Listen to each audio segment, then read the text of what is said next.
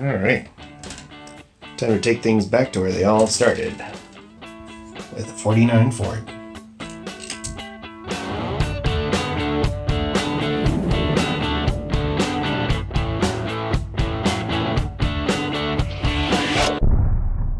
Well, hey there folks, Chuck here, and welcome to a very special build where I take on a challenge that was given to me by my nephews and niece, and ultimately my daughter as well. Recently, I had my nephews and niece visit our house, and they toured the workshop and asked the question that any reasonable person would ask when they saw all this cool stuff was, Uncle Chuck, can you build us a custom car? And how could I say no to that? So I had them look through the cases and pick what they want. Ridge picked this 49 Ford, which is a very special car to me because the first weathered build I did was a 1/24th scale 49 Ford, so that got added to the list. Then Colin picked another one of my favorite cars, the 1970 Dodge Charger from Fast and Furious, so it got added to the pile. Rhea, not to be outdone, asked for one herself. I asked her what kind, and without hesitation, she said Bugatti. Unfortunately, I forgot to get the before footage of the Bugatti, and it was the only Bugatti casting I had. Moving on. And since I was building a car for all the nephews and nieces, I had to build one for their cousin, my daughter, Tracy. And if I know my daughter, she loves VW Beetles, although to her, every VW Beetle is a Herbie, which I'm okay with. This particular Herbie has been in my family for over 30 years. It's a car I had when I was a kid, and it has survived pretty well up until this point, and this fits the bill. Alright, let's get to the breakdown. Starting with the oldest, Colin wanted his 1970 Dodge Charger in a Mad Max style, with big off-road tires, and he wanted it in a rusty red. Ridge picked the 49 Ford, and also wanted a Mad Max style. He picked his colors as blue and green, and he wanted lots of dents. He also looked through my collection and found some yellow Kanban wheels that he liked, and he wanted it to be off-road style, so these were perfect for that. Rhea, of course, wanted her Bugatti, and when I asked her what she wanted on it, she said rainbow with sprinkles. Okay then. Tracy also loves rainbows with sprinkles, but she also loves silver, gold, and jewels. So we'll see if we can work that into both the girls' builds. Ready? Punch that subscribe button. Let's boogie. You may have noticed that the intro to this didn't make a lot of sense. That's because originally I was going to build the 49 Ford as a tribute to my first weathered build, but in the long list of cars that I have to build, it was probably never going to get to the top of the list, so I'm glad that Ridge pushed me to make this build happen. Also, a lot of the initial teardown and paint is not in here because I was not originally planning to make this a video, but in drilling the cars, I got sloppy and drilled a 1/4-inch drill bit right into my hand, and while I was recovering from that, I decided to go back and make this into a video as best I could. Always use a vise or some kind of securing device when you are drilling, kids. Once the cars were all stripped down, I went to work with the Dremel tool to give the cars that rough and ready Mad Max look. This is a Racing Champions casting, and I was surprised at how thin the metal was. It was very easy to cut through it. You will, of course, know that I have built the 1970 Dodge Charger before for the Skid 2021 build, so it was kind of fun to revisit this casting again and try something new. I wanted to have a bigger engine in the front, so I lopped off the blocky engine that was already there, and then realized that the hood opening was way too small for the Roger Dodger giant engine that I was going to put in there. It'll work with my spiral jeweler saw. Thank you to Christian Stanley at First 64th Customs for recommending a spiral cut saw. They make a huge difference. Also make sure your saw blade is very well lubricated.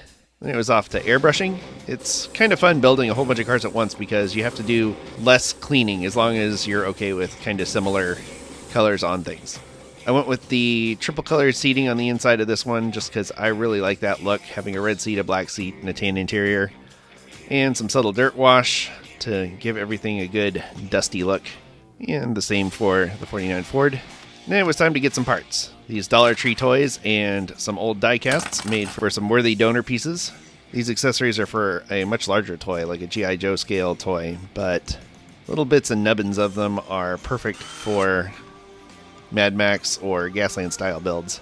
Just have to tweak them a little bit, like drill out the cannon holes, cut bits off to make them fit. Basic stuff.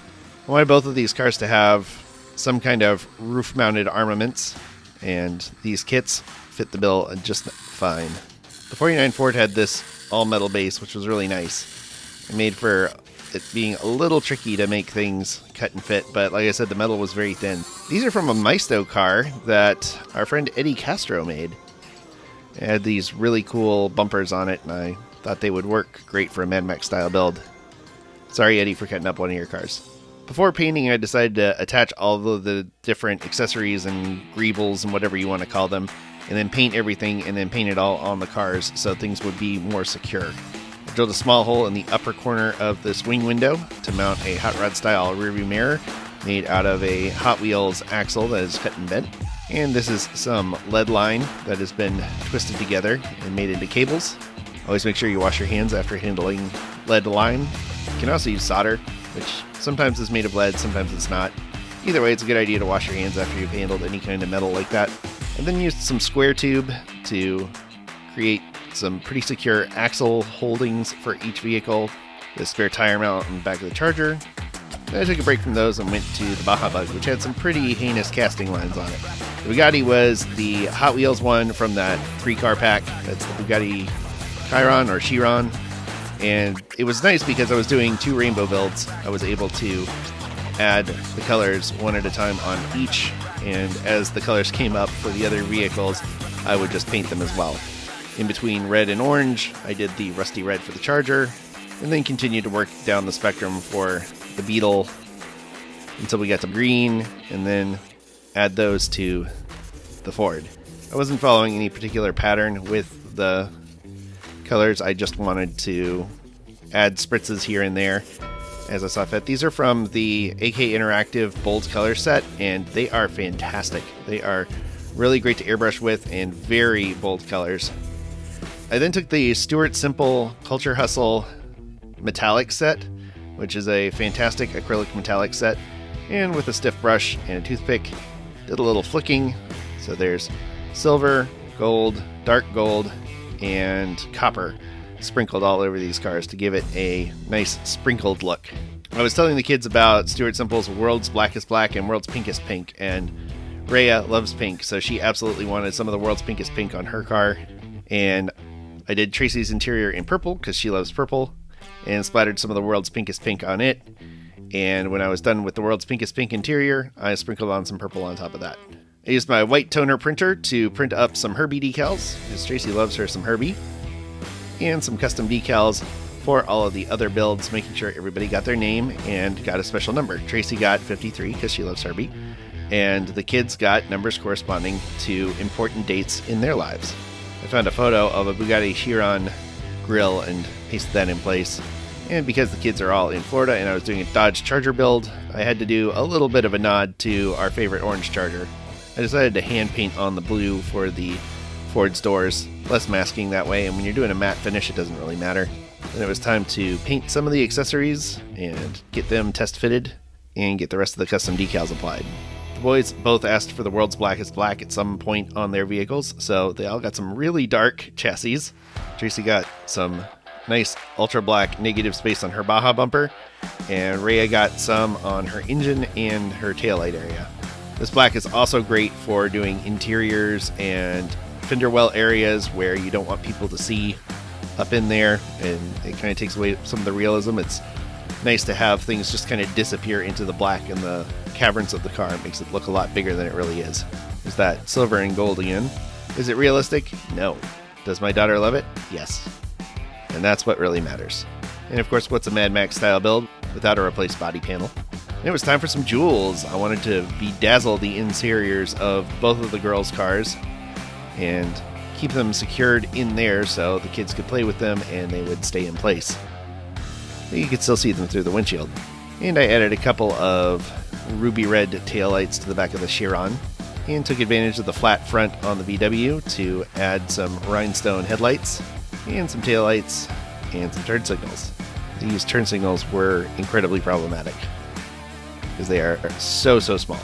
And of course, a properly bedazzled interior with a cargo space full of jewels. Then the Stuart Simple Chrome paint, which I can't say nice enough things about. It's fantastic to work with. Give you all those little pops of just about as close to chrome as you can get. And a chrome roll bar, because why not? Now it's time for the fun part, all of the weathering, starting with a lighter shade of green to fade the top, and kind of a tan to fade the top of the red. This is all dry brush and stippling.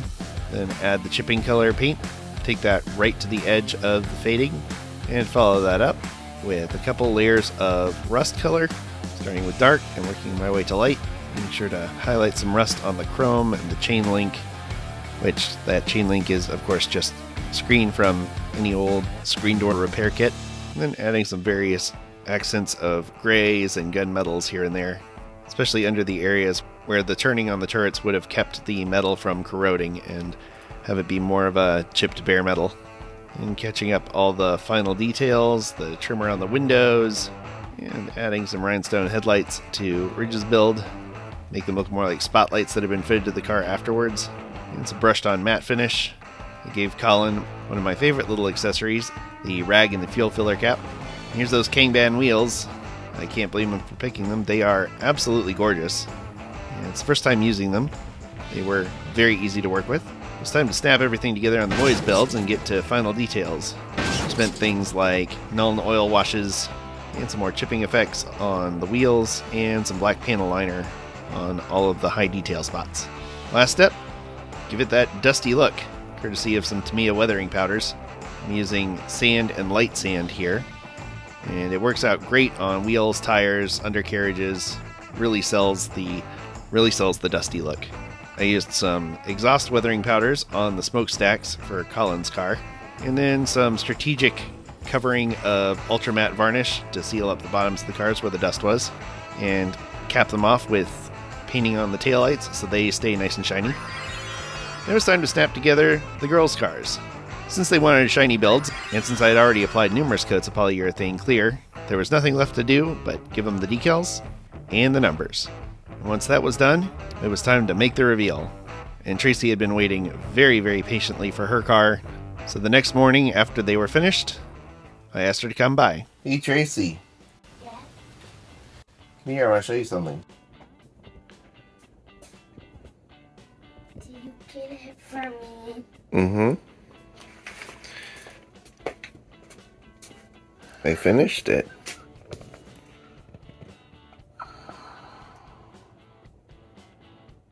I love it. Thank you, Daddy. If you look on the inside of the car, it's got jewels inside. And it's a Herbie because it's number 53. That's right. I like my rainbow Herbie car. Oh, I'm so glad. You did a great job on it. Mm. Vroom, vroom, vroom. Yeah, it doesn't get much better than that. Alright, so let's take one final look at these cars before they reach their final destinations. Tracy has loved her heirloom Herbie and has been taking very good care of it since I gave it to her. The Bugatti turned out fantastic. I'm really pleased with how the paint turned out on it. It's very shiny. I'm looking forward to hearing what Rhea says when she gets it. And of course, those rhinestone taillights. Really quick again, shout out to the patrons of the Diecast Media Network who keep everything going, especially our executive producer level patrons, First and 64th Customs, Video Geek Productions, Twice Diecast, and Donald Rashik. Alright, there's the Charger. Love how this one turned out, with the giant engine and the smokestacks and the chain link, and Ridge Runner with the amazing wheels and the huge techie rocket on the back of it, and a Hemi engine, because why not?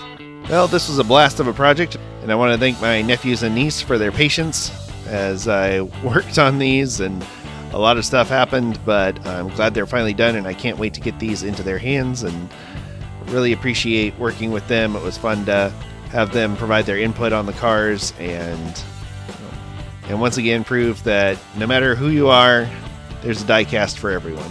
Again, thanks to everyone for liking, sharing, subscribing, all that good stuff. And stay tuned because we got more fun builds coming up. So that's the end of the video, so what do we say? Stay fresh.